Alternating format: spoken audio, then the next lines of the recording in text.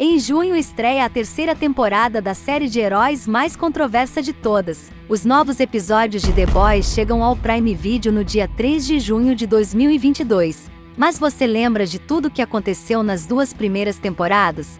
Não se preocupe, já vai sentando o dedo aqui no like e se inscreva no canal, porque faremos um vídeo explicando cada detalhe que você possa ter esquecido. Fechou?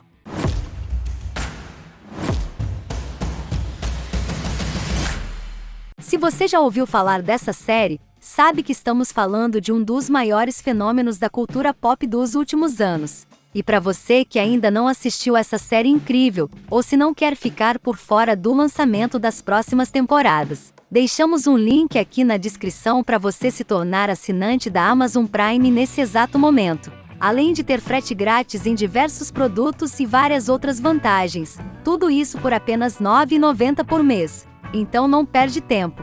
O primeiro episódio de The Boys começa como qualquer outra série de heróis, uma perseguição policial sendo resolvida em instantes por super-heróis, no caso Maeve e Capitão Pátria. Mas vocês já devem saber que essa série foge do que consideramos normal nesse gênero. Logo depois, vemos o nosso protagonista, Hugh Campbell, um cara completamente normal, vendedor de uma loja de eletrônicos, sem nada especial sobre ele. Mas logo após esse primeiro momento, temos uma cena que dita o ritmo perverso e diferente que a série irá trazer. Hugh está parado em uma calçada, segurando sua namorada pelas mãos até que em um piscar de olhos tudo muda. Em uma cena incrível feita em slow motion, o corpo da namorada dele desaparece subitamente, e quando a câmera mostra o que aconteceu, vemos que ela foi transformada em uma pilha de ossos e sangue, ao ser atravessada pelo herói velocista Trem-Bala, que demonstra estar fora de si, e que simplesmente sai do local sem prestar nenhuma ajuda. Essa cena é um breve resumo do que veremos na série como um todo, corpos explodindo. Uma desconstrução da imagem que temos de heróis e pessoas boas sendo levadas ao seu limite moral. E bom, o que acontece com o Trem-Bala após assassinar uma garota inocente? Nada. O caso foi encoberto. Não houve divulgação na mídia e foi oferecido a Hugh um acordo em dinheiro, exigindo que ele mantivesse sigilo sobre o ocorrido. Essa é uma das partes mais realistas sobre essa série. Apesar de termos seres super poderosos, ela é bastante pé no chão na parte corporativista. Pense bem, como seria no nosso mundo se super-heróis existissem e fossem subordinados a uma empresa? Haveriam toneladas de publicidade, ações de marketing, filmes, produtos licenciados, milhões de advogados ao redor, estudo de reputação. Tudo isso é mostrado exatamente assim na série. Em paralelo a Hugh, temos Luz Estrela, uma recém-chegada no grupo mais importante de super-heróis, o 7. Mas ela, diferentemente da maioria dos heróis, demonstra ter seus valores morais intactos. E como estamos falando de uma série que abraça o absurdo, já no seu primeiro momento junto ao 7, ela é violentada e abusada por outro herói do grupo, o Profundo. Seguindo com a perspectiva de Hugh, ele é abordado por Bruto, um cara mal encarado que diz ser um agente federal, e que entende o que ele está sentindo, essa frustração em relação aos super-heróis. Ele convida o garoto a ir em uma boate secreta frequentada pelos heróis, um lugar sórdido onde rola de tudo, mostrando que eles vivem de aparência, mas entre quatro paredes praticam atos condenáveis.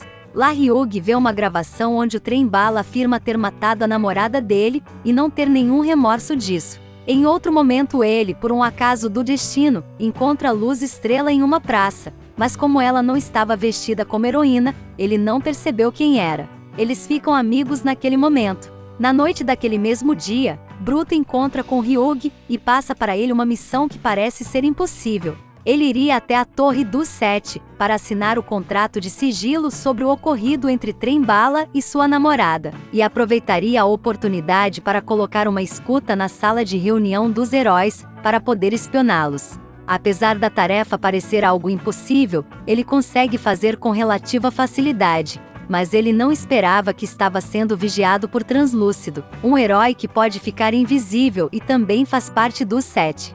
Hugh, durante seu expediente de trabalho, é atacado por Translúcido, mas Bruto o socorre em uma cena épica, e juntos eles conseguem capturar o herói. O episódio termina com o Capitão Pátria derrubando o avião de um político, que tentou chantagear a chefe do 7, Madeleine Stewell. Capitão Pátria fez isso não amando dela, mas por conta própria. Esse primeiro episódio é composto por vários acontecimentos em vários núcleos diferentes, e serve para ditar o tom que a série tomará nos próximos episódios. Se você não gostou desse episódio, provavelmente não gostará do resto da série, mas se você gostou, vai ficar impressionado com o que te espera. Bom, com Translúcido capturado, Bruto e Hyuk vão buscar ajuda de um antigo parceiro, o francês, que após relutar um pouco, os ajuda a montar um cativeiro para o super-herói. Eles passam o resto do episódio tentando descobrir como matar o herói capturado. Mas devido à sua pele resistente como diamante, eles acreditam que nada capaz de feri-lo. Quem aí se lembra daquela teoria que criaram no universo cinematográfico da Marvel, onde o Homem-Formiga poderia derrotar Thanos facilmente, apenas entrando em seu reto e depois se expandindo? Aqui eles levam essa possibilidade a sério até demais. Como o Translúcido possui uma pele super resistente por fora, a única maneira de derrotá-lo seria por dentro. Eles então introduzem um explosivo pelo reto do herói, e usam disso para arrancar alguma informação dele. Eles descobrem que Trem-Bala possui um caso com uma heroína, e que comumente utiliza uma droga misteriosa com ela. O episódio termina com Translúcido conseguindo escapar da gaiola em que estava, mas é confrontado por Hyuk. Apesar disso, o herói o considera tão patético, que apenas vira as costas para ele e segue andando.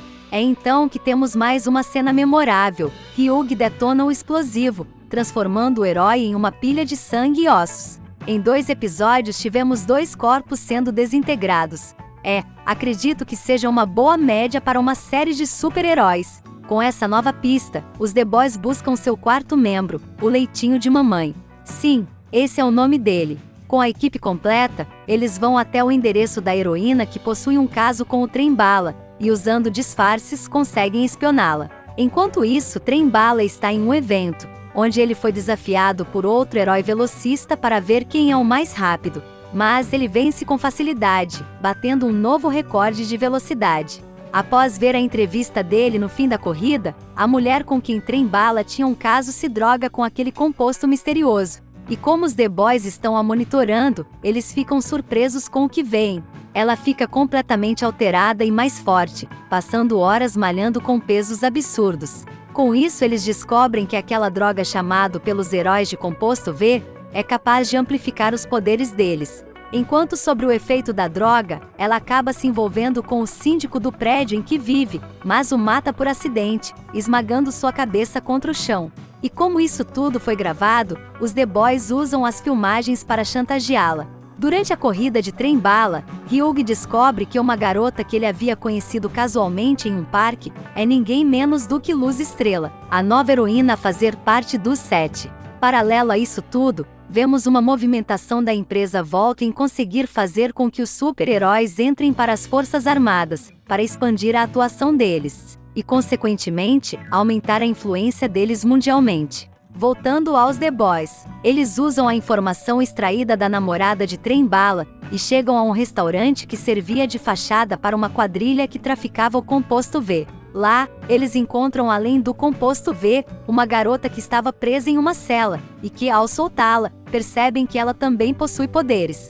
Ela foge e eles passam a procurá-la, antes que os heróis a encontrem e escondam seus rastros. Por também possuir superpoderes, mas aparentemente ser muda, os The Boys a chamam de fêmea. Mais tarde viriam a descobrir que seu nome é Kimiko, e a origem dos poderes dela tem ligação direta com os planos obscuros de Capitão Pátria. De volta ao 7, Rainha Maeve e Capitão Pátria são chamados para uma missão de resgate de um avião que foi sequestrado por terroristas. Nesse momento entendemos melhor como funciona a atuação dos super-heróis nesse mundo. Por serem subordinados a uma empresa americana, eles não podem agir em outros países. Mas esse avião tinha como destino a cidade americana de Chicago, além de estar sobrevoando águas internacionais. Essa seria a oportunidade perfeita para fazer pressão no Congresso americano de aceitar que os heróis façam parte das Forças Armadas. Nesse momento vemos o quão sádico e apático o Capitão Pátria realmente é. Após lutar contra os terroristas que sequestraram o avião, ele acaba destruindo os instrumentos de bordo, fazendo com que a aeronave rume a uma queda inevitável. E o que ele faz nessa situação?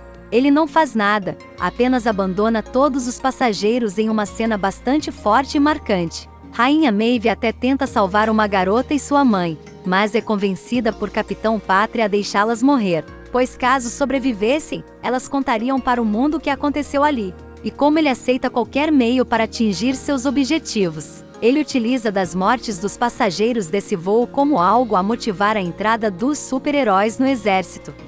Os The Boys encontram Kimiko escondida no metrô, mas Trem-Bala, que também procurava por ela, a encontra antes e a confronta. Mesmo após sofrer severas agressões do herói, ela sobrevive e acaba resgatada pelos protagonistas. Nesse episódio temos também uma das cenas mais bizarras e cômicas de toda a série. Profundo, que passa por uma crise de identidade, resgata um golfinho de um parque aquático, mas acaba causando a morte do animal em um acidente. Confere aí a cena.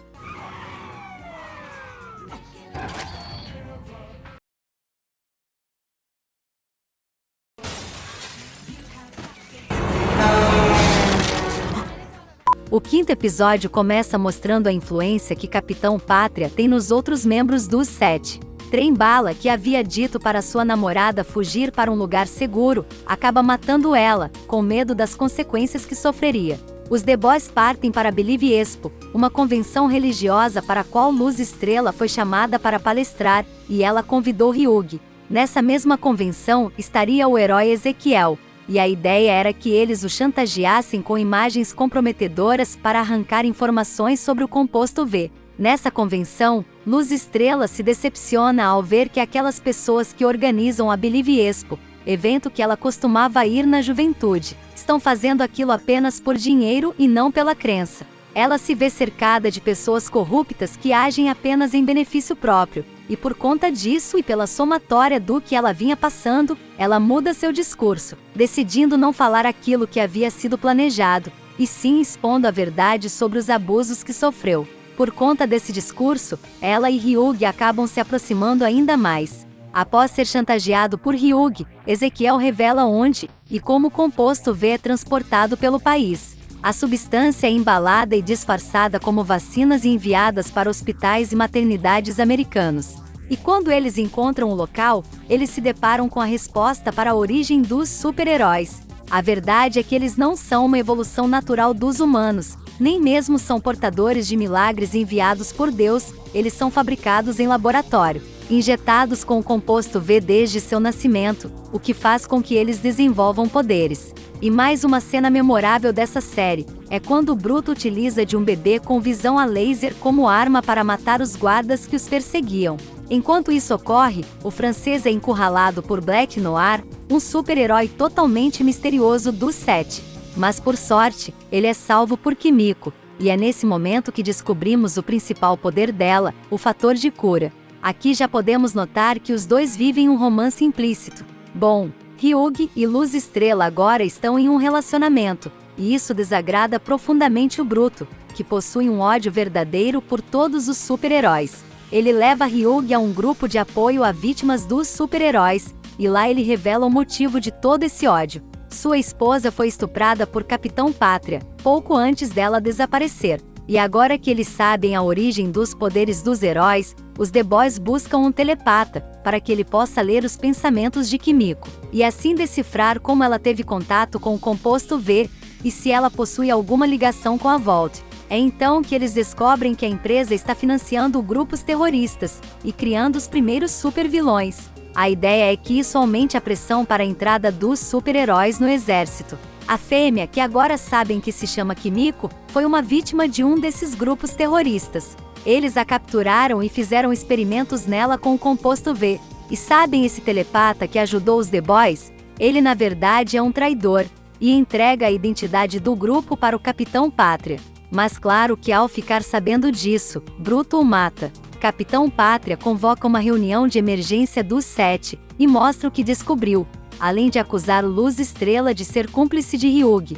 E ela, que não sabia de nada, fica perplexa. Quando ela confronta Ryugi, ele se vê obrigado a expor toda a verdade sobre a origem dos super-heróis, inclusive a dela. Ele conta sobre o uso do composto V em crianças e diz que ela também teria passado por isso. Revoltada, ela decide questionar a mãe, que confirma tudo. Como os The Boys foram expostos, Bruto recorre a Raynor, seu contato no FBI, e pede para que ela garanta a proteção das famílias dos outros membros, além de pedir a ela que denuncie a Vault pelo uso do composto V. Mas antes que ela pudesse fazer qualquer coisa, vem a público um vídeo mostrando o primeiro super-terrorista.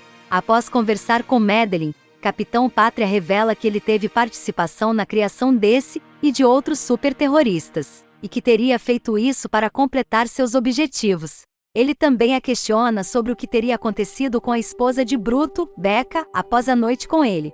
Madeleine revela que ela engravidou, mas que acabou morrendo pouco tempo depois por conta de complicações na gravidez. Hugh ajuda Leitinho e o francês a libertarem Kimiko, mas o grupo é interceptado por trem-bala. Para a sorte deles, Luz Estrela aparece e começa a enfrentar o velocista, que acaba infartando por conta do uso excessivo de composto V. Longe dali, Bruto sequestra Steel para tentar atingir o Capitão Pátria, mas o próprio herói a mata. Bruto então detona os explosivos que tinha colocado na casa, na esperança de conseguir se salvar ou ao menos matar o herói, que podemos chamar até de super psicopata. Bruto acorda no gramado de uma casa, e sem entender nada, se depara com Capitão Pátria, sua esposa e um garoto, filho do super-herói. Nós descobrimos que esse garoto, de apenas 8 anos, já nasceu com poderes semelhantes aos do Capitão, que fica claramente emocionado com as possibilidades que os aguardam. A temporada acaba nesse gancho, e vou te dizer, quem teve que esperar mais de um ano para ver a continuação, sabe o quão ansiosos ficamos para isso. E aí, o que achou desse resumão completo da primeira temporada de The Boys? Já deu para lembrar de tudo? Acha que faltou alguma coisa? Deixa aí nos comentários. Bom, em breve lançaremos mais um vídeo, resumindo a segunda temporada dessa série incrível. A terceira temporada de The Boys tem data marcada para 3 de junho de 2022, e se você não quer perder, já clica no link no comentário fixado para se tornar um assinante da Amazon Prime. Por hoje é só, um abraço, e até a próxima com tudo que você precisa saber da cultura pop.